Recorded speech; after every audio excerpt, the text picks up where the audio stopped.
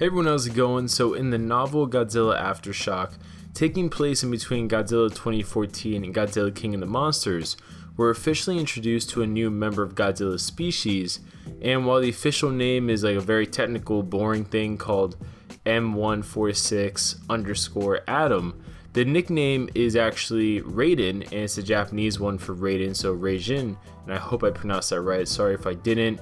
Also known by Monarch as Dagon. Now, Dagon is measured at 108 meters or 354.33 feet, which is actually shorter than the main MonsterVerse Godzilla, especially after his recent upgrade in King of the Monsters. And this version of Godzilla, or I guess this member of Godzilla's species, was born long before the main MonsterVerse Godzilla, because when they dated this Godzilla, when they found the body later, it was said that he is much older than the Godzilla that we've all known to, I guess, see commonly now at this point in the MonsterVerse. Now, while he was born before the MonsterVerse Godzilla, it does seem that the MonsterVerse Godzilla, the main one at least, is a lot more powerful. So we don't really know what powers Dagon has necessarily, but it seems to be most likely the same abilities that Godzilla had in a 2014 movie for all intents and purposes. Now, Dagon was also presumably the previous alpha of the Titans, just based on the status of Godzilla seemingly as a species. Now, it's very possible that Dagon was the alpha, and then it was kind of, I guess, unformally passed on to the MonsterVerse Godzilla that we see in 2014 and in the King of the Monsters movie. That's not really confirmed, that's more speculatory, but it would make a lot of sense.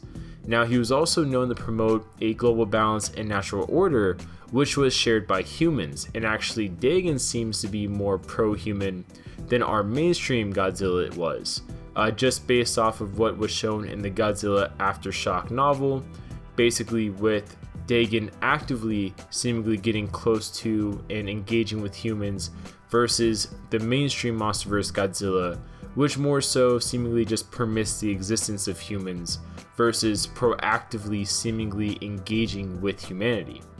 Now, this lasted until 1100 BC or BCE, until Dagon was attacked and basically sentenced to death by the MUTO Queen, also known as MUTO Prime.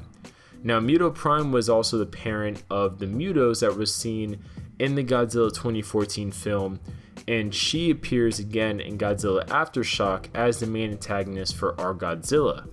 Now, notice I didn't say that she blatantly kills Dagon, because instead what happens is that they get into a fight, and while Dagon is very weak, she deposits eggs into Dagon, which seemingly just feeds off of him until he dies. Now, when battling the MUTO Prime, Dagon was used, like I said before, eventually as a host for her eggs, and over time the eggs feed off of his radiation-rich body, and he dies presumably from that drainage, or at least dies a lot quicker than he naturally would have, due to just constantly being drained of his radiation and presumably any other fluids and things like that that the eggs would be using. When Dagon died, his body was found in what we know as to be today the Philippines, and this I think was actually shown to a certain extent in the Godzilla 2014 film. Now, when the MUTOs had developed enough within his body, they busted out of his ribcage area and traveled into the ocean, and this eventually led to the plot of the Godzilla 2014 film. Now, it does appear that unlike the mainstream MonsterVerse Godzilla, Dagon never had the opportunity to absorb enough radiation to, so to speak, evolve, as Monster termed the process in Godzilla King of the Monsters. Now, basically, through absorbing enough radiation, Godzilla's species is able to develop into a more powerful form, which was the explanation given to how Godzilla, throughout Godzilla King of the Monsters, eventually takes a much larger form, which also had his iconic, dorsal plates alongside with it. But what do you guys think of Dagon? Would you have liked to see more of Dagon and other Godzillas, maybe in a flashback sequence, or maybe in a flashback novel?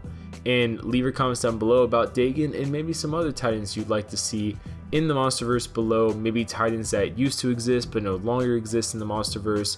I'm sure there's tons of possibilities for both kind of reusing old Toho monsters while also, of course, creating their own. So comment below, and we'll see you guys later.